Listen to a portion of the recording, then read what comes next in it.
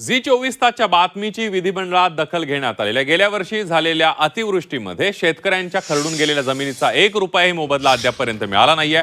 प्रति हेक्टरी 3.5 लाखाच्या मदतीची सरकारची घोषणा हवेतच विरली अशी बातमी झी 24 तासने दाखवली होती.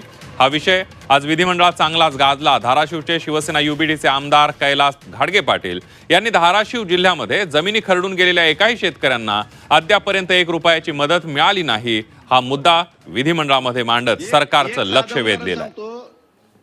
जमीन खरडून गेलेलेच आपण बघतोय झी 24 तासनं बातमी दाखवल्यानंतर झी 24 तासच्या बातमीची विधिमंडळात दखल घेण्यात आलेली आहे. जमीन खरडून गेली, त्याची माती वाहून गेली. एकाही शेतकऱ्याला 3.5 लाख रुपयाची सगळ्यात मोठी अमाऊंट होती. त्यातली एकाही शेतकऱ्याला 3.5 लाख रुपयातले 3.5 रुपये सुद्धा मिळालेले नाहीत. आता माझा प्रश्न आहे, त्या शेतकऱ्याने पेरणी कशी करायची, कुठं करायची, याचं उत्तर सरकारने देणं गरजेचं आहे. नुसत्या घोषणा मोठ्या करायच्या, प्रत्यक्षात अंमलबजावणीचं काय.